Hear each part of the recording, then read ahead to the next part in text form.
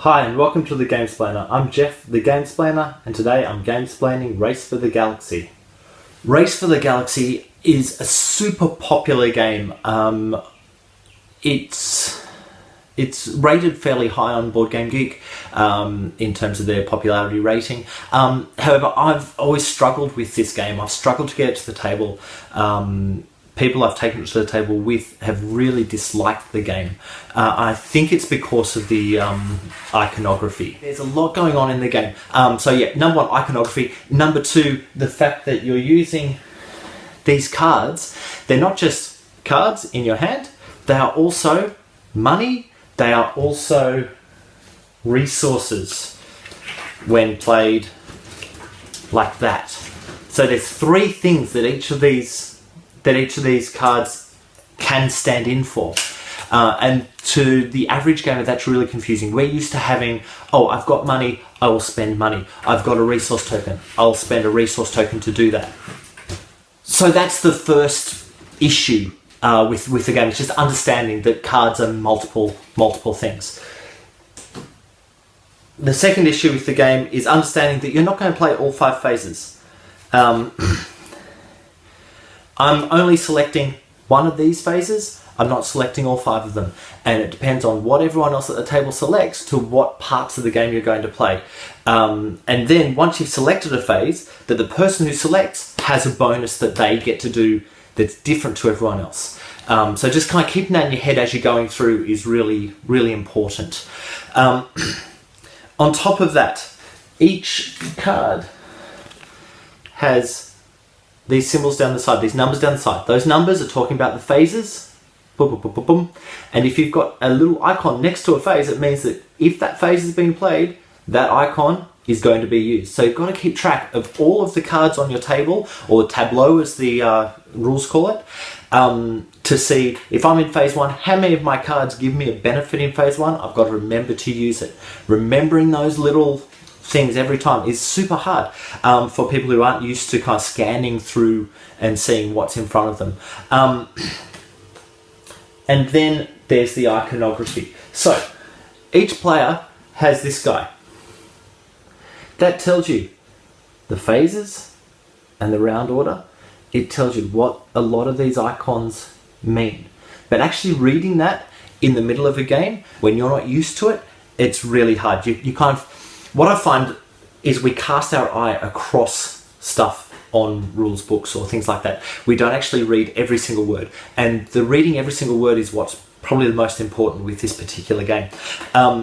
So a lot of mistakes get made on this, using this card. The other side of the card also has a lot of stuff in it that will tell you what you can do and what you can't do. The other thing to remember, of course, is that you can only access part 4 or part 5 if you have a skill next to the part 4 and part 5. So lots of people will build up their tableau and not be able to actually do anything that's going to get them points because they don't have any skills that cover part 4 or part 5 to be able to produce and consume their goods for each area, each different world. If you're presented with a card that looks like this and you have no idea what's going on, it's really confusing. You're looking at it going, I actually don't know what that means. Just to give you a hint, this little thing here means that you can take this card out of your tableau and use it to not have to pay anything for a world. That's in this writing down here. But understanding, firstly, white means you get to look down, there's more writing to look at, and then understanding what these little icons actually mean can get really confusing. And what I found is people will tend to turn off when there's that type of iconography going on with it. Look, that's the major problems with this game. Obviously, if people aren't into space stuff, they're probably not going to like the game.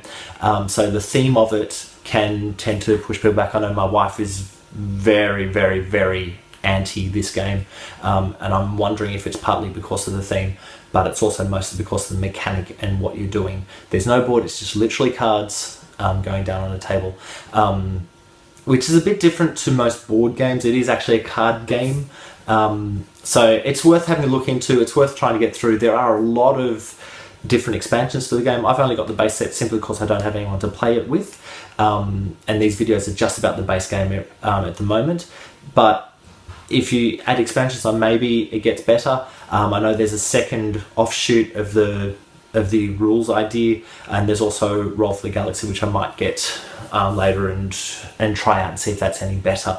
But look, good luck with this game. Try and get it to the table. Please comment below if you really love this game. I have played it with people who have loved it and who have really taken to it and understood it and gone, oh, I really like the game, I want to get it. And I'm sitting there going, okay. So look, enjoy it. I'm still trying to enjoy it. Hopefully I'll get to a game where I go, oh yeah, I really, really, really get this. Like, I understand how to play it, but I don't know if I really get the enjoyment factor out of this particular game.